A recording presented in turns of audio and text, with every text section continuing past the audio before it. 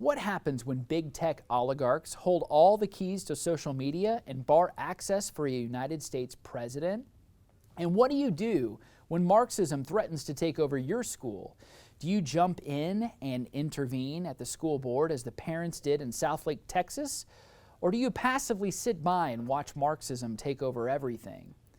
And what do you think about the CIA's recent marketing campaign that has far more to say about the agency's stance towards critical race theory, intersectionality, and unconscious bias than it does concerning its mission to analyze intelligence and preempt foreign threats to the United States' national security interests? We'll show a portion of that video here in just a minute, and we'll also talk to Senator Ted Cruz about his own thoughts concerning CRT. But what about the CIA? We find their marketing completely off point and outrageous, as I trust many of you do, for the agency that is designed to protect and defend the freest nation in the history of the world against threats both foreign and domestic. Right now, I'm not so certain the CIA, with this kind of external messaging, is up to that challenge. A woke organization that is more concerned about identity politics, virtue signaling, and public shaming of anyone who doesn't go along with this public sham is fundamentally broken. Yes, woke is broke. There is no doubt about that, and any organization that heads in the social justice direction has shown themselves not to be trusted, especially in the area of their core competency. Take the Boy Scouts, for instance. What happened to them when they were really no longer about boys or scouts? That organization effectively died in 2019. It rebranded and became something else that is completely severed from the founding mission. So what is the larger point?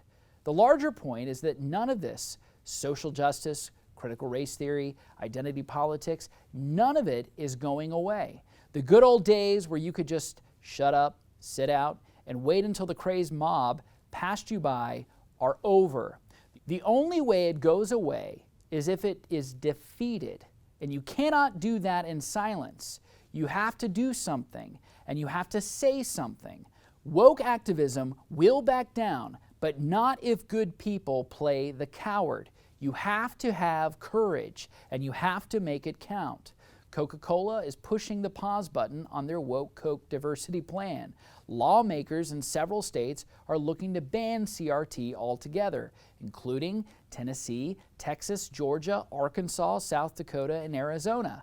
Governor Ron DeSantis has already explicitly banned CRT from Florida classrooms. In order for freedom to remain, we have to strengthen the foundations of freedom. The American Revolution, a literal war against tyranny, a war that had to be won, is what produced the freest and most prosperous country in the world. Not willing to fight for and defend life, liberty, and truth is the most un-American thing you can do. Think about it.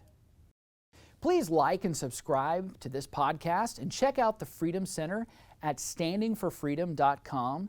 I'm Ryan Helfenbein. The CIA's woke video and the interview with Senator Ted Cruz is coming up next, starting now.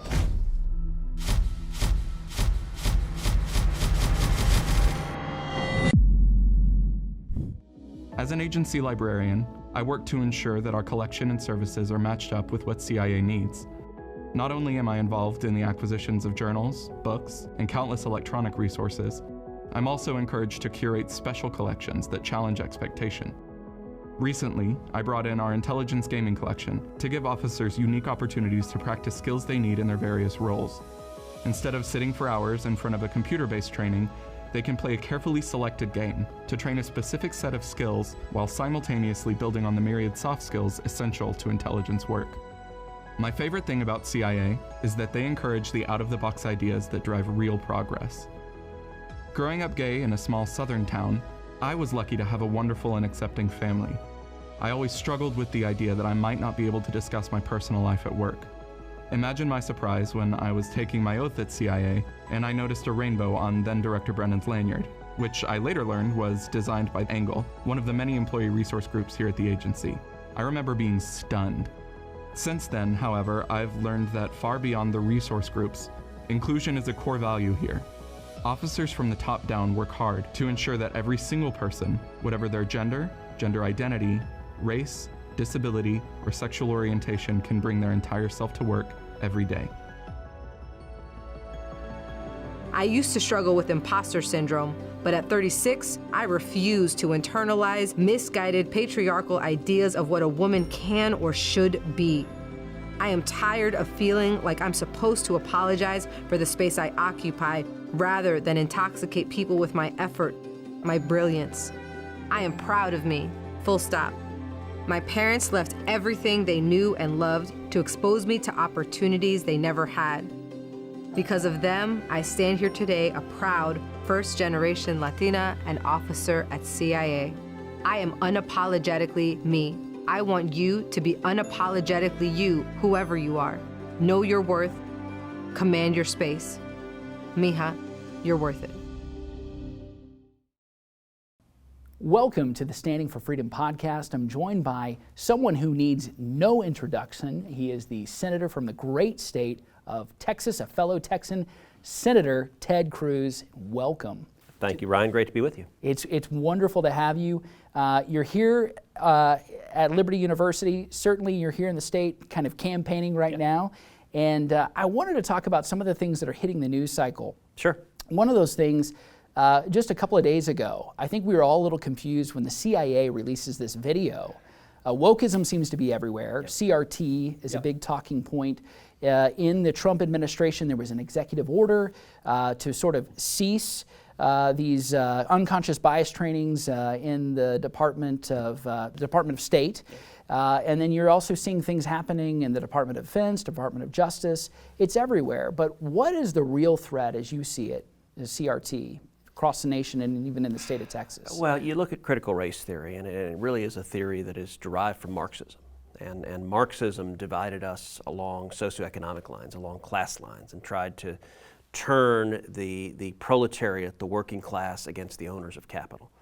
And, thankfully, Marxism, although it finds resonance in some college campuses and among college professors, the American people have wisely not been drawn to Marxism. And critical race theory is the next iteration of it. And it seeks to divide people not based on socioeconomic lines, but based on race.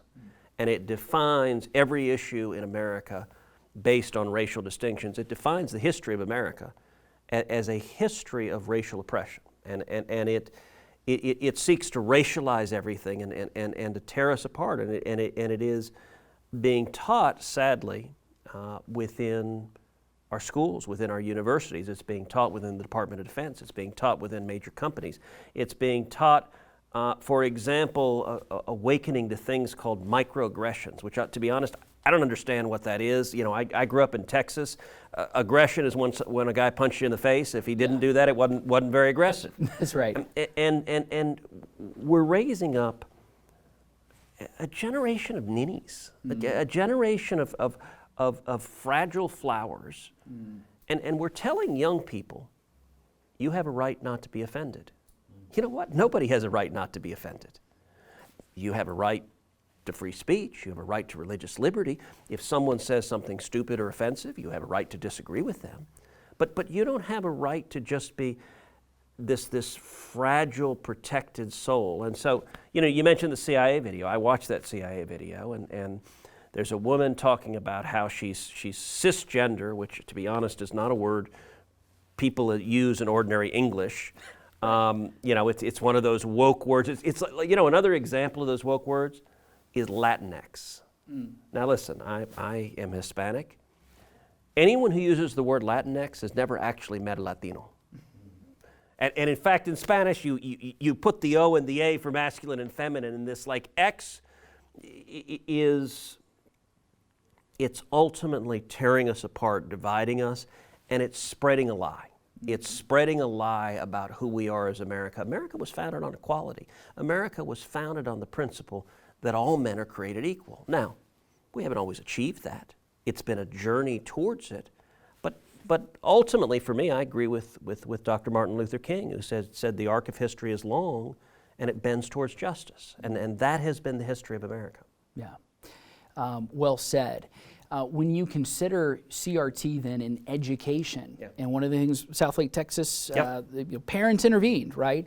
What are the threats that you see right now, not just at the college level, but even K through 12? Look, there's an indoctrination that is going on, and it's really dangerous. It stems back to the 1960s. The 1960s, the left seized the organs of transmission of ideas. They seized education, they took K through 12. They seized universities, they seized journalism, they seized entertainment. Movies, TV, music, video games, sports. By the way, of all of them, entertainment's probably the most potent. If I could have one back, that's the one I'd have back. And if you think about it, the best and the brightest on the left, what do? They go into those professions or politics. Right. You know, Barack Obama may be the epitome of the perfect leftist. On the right, what do the best and brightest do? They go make money. They go start a business. And the problem is we're not fighting in the terrain of ideas. Let me give an example of the noxiousness of this. So we have two daughters, Caroline and Catherine. They're 13 and 10. I remember when Caroline was in 4th grade and she came home on Columbus Day. And she was saying, Columbus is evil. Columbus is this evil, horrible, murdering soul, and she hated Columbus. And, you know, I sat as she was going to bed that night, and I said, well, let's talk about that for a minute. I said, you know, we do have a federal holiday called Columbus Day. Do we typically have federal holidays named for genocidal maniacs? And I said, listen, I'm not particularly vested in trying to convince you Christopher Columbus was this incredible heroic figure like any person in history or today. That they have faults and flaws. And yes, it's true that he carried germs that ended up spreading diseases that killed Native Americans. But I said, you know, do you think there's a difference between inadvertently transmitting a germ, particularly when you live at a time when science doesn't even know what a germ is, and being a murderer, culpably taking the life of another? Fast forward 2 years later, Caroline and a friend of hers from school is talking about Thanksgiving. And she says, you know, Thanksgiving is really just a celebration of the Pilgrims' oppression of Native Americans. And I kind of had to pause and like step outside and scream for a moment, and then I came back a little calmer. And I again said, listen, you don't have to believe what I believe. But you do need to learn to think critically and not just accept what you're being told. And I said, did the Pilgrims and the settlers kill some Native Americans? Yes. Did Native Americans kill some of the Pilgrims and settlers? Yes. Has the history of mankind from the dawn of the earth been a history of one people subjugating another people and conquering one land after another? Did the Native Americans who got here conquer the people who were there before them? Yes. And this narrative that painted the Native Americans as these noble savages that were just oppressed from outside. I like asking people, where did the verb to scalp come from? Listen, the truth, and this is what I'm trying to tell my kids, is history is usually a little more complicated. Yeah. Columbus had incredible heroism to sail off into the horizon, into the deep blue sea, not knowing what was out there, and to explore and discover. And the point that I made, and this is sort of wrapping these two together, I said, you know, Caroline, the discussion of Thanksgiving and the discussion of Columbus are all actually connected to one fundamental question. Was the Western settlement of the New World a good thing or a bad thing? If you believe it is a bad thing that America exists, then all the positions you're being taught flow from that. If you believe, as the New York Times does in their 1619 project, which is a explicitly revisionist history that wants to rewrite American history and says the beginning, America was not founded in 1776 with the Declaration of Independence, but in 1619 when the first slaves arrived in the New World, and that all of the history of this country is a history of slavery and racial oppression. Now that is a bitter lie, but it nonetheless is being taught. It's part of critical race theory. It's part of seeing everything through the lens of oppression. Instead, America was founded on a promise of equality, on a promise of justice. Now, when we started, we didn't have equal rights. We didn't have equal rights for women. We certainly didn't have equal rights for African Americans. Slavery is the original sin of our nation. And we fought a bloody civil war to expunge that sin. And the civil rights battles have been incredibly important battles moving towards the ideal of justice, the ideal of equal rights. But that is, I believe, a virtuous journey, not a perfect journey.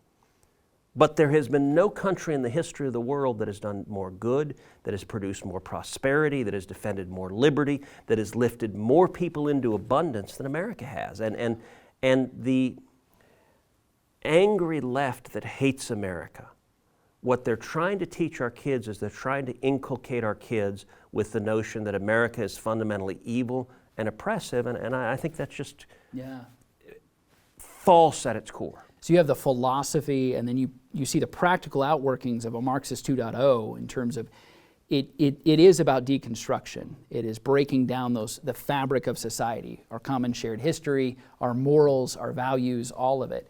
Really interesting because the German liberals came up with the idea of the noble savage even back in the days when they were talking about the Crusades. Yeah. It was the wicked, evil European Christians that were doing all these barbaric things. By the way, a component of all of this also is the belief that Christianity is fundamentally evil and oppressive. Yes, it is. You're seeing in California, for example, movements in the public schools to say they should go back to the Aztec religion, which, by the way, practiced human sacrifice. And it is.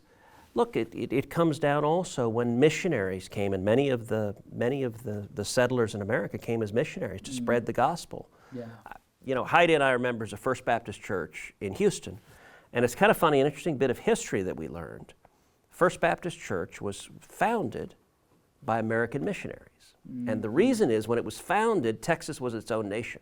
It was. We were the Republic of Texas, and missionaries from America came to the Republic of Texas and founded the church that Heidi and I, our kids, attend now. Yeah, it's amazing. And so it did go back to the gospel. And by the way, some of the early missionary movements in this country was missions to the Native American Indians. Yeah, absolutely. So Jonathan Edwards being an example of that.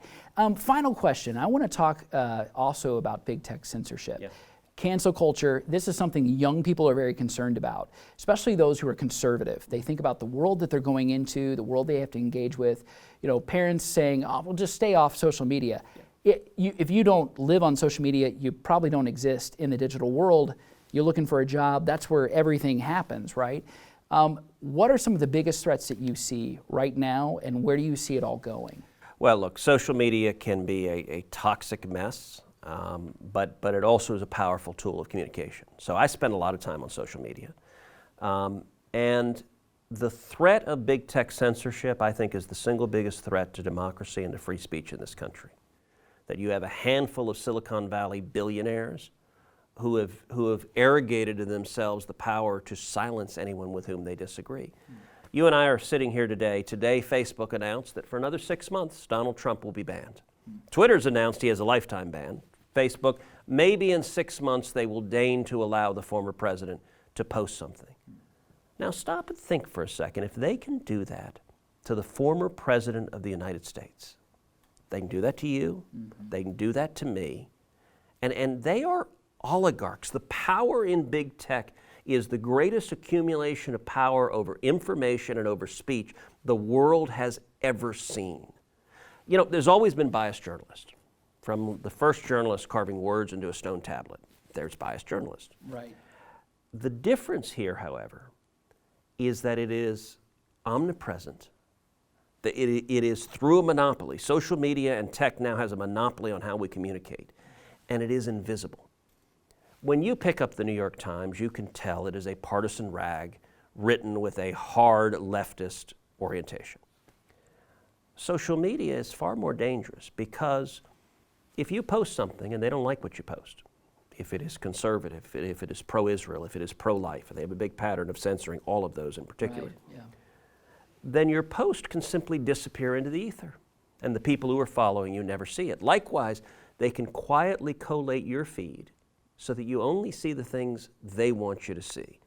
And that is incredibly dangerous. We need to fight it. I've chaired multiple hearings on big tech censorship. I think there are a lot of tools we can use, including repealing Section 230 of the Communications Decency Act, which is a special immunity from liability that Congress gave big tech, nobody else has. It's a subsidy, essentially, to big tech. It was based on the idea that big tech would be a neutral public forum, that they wouldn't put their finger on the scale. They've decided not to be. They shouldn't get any special benefits. Number two, way to use the antitrust laws to break them up. They're bigger and more powerful than AT&T was, than Standard Oil was when they were broken up. And number three, we ought to use Consumer Protection Acts to go after their fraud and deception. And let me say something else. So we ought to do what we're doing right now. Yeah. This is a podcast. We're engaged. You know, last year I started my own podcast. Yeah, we follow that. It's, you know, Verdict with Ted Cruz. We launched it January of last year. It became the #1 ranked podcast in the world. We've had over 30 million downloads. And so I do it about once a week. And so doing what you're doing is a great vehicle for engaging, being part of the conversation. I encourage everyone listening to this to come subscribe to Verdict as well. And educate yourselves. Don't accept what I say, don't accept what you say, but be an informed consumer of news and information, hear both sides. Recognize that usually the truth is somewhere in the middle. That's right. And that big tech and the left wants us to be just empty vessels and to be uniform and orthodox. Big tech, the left demands you must agree with what they believe and nothing else is acceptable. And look, they're angry and shrill. Cancel culture is about if you dare disagree, you're canceled, you're fired, you're unacceptable, you're silenced. I think there's a much more powerful response to that, and that is liberty, that is individual liberty, that you ought to be in charge of what you say, your speech, your faith, your belief, your conduct. And I'd say also be a happy warrior. If the other side is so angry and shrill, it's a great opportunity to just laugh, to have fun, and to be a happy warrior and an evangelist for liberty. We should be evangelists for the gospel, to be sure. But there is also just a powerful idea of liberty that particularly young people, one should be communicating to another, to another, to another. Isn't it better to be free than to be sheep? Yeah, that's well said. And to sum it up, we have to get back to that classic liberal idea that was in the American experiment, that we are free to communicate our ideas and our ideals and our principles without fear of retribution or being canceled or even being jailed for it. Yep. So I appreciate so much you standing for truth, standing for freedom, all that you're doing in the Capitol and for our nation, and certainly the great state of Texas. I have to say hook 'em. It's obligatory. I understand. My dad was class of '61, and I taught for several years at the law school. Yeah, that's right. Awesome. Well, thank you so much, Senator, for joining us. Thanks for having me.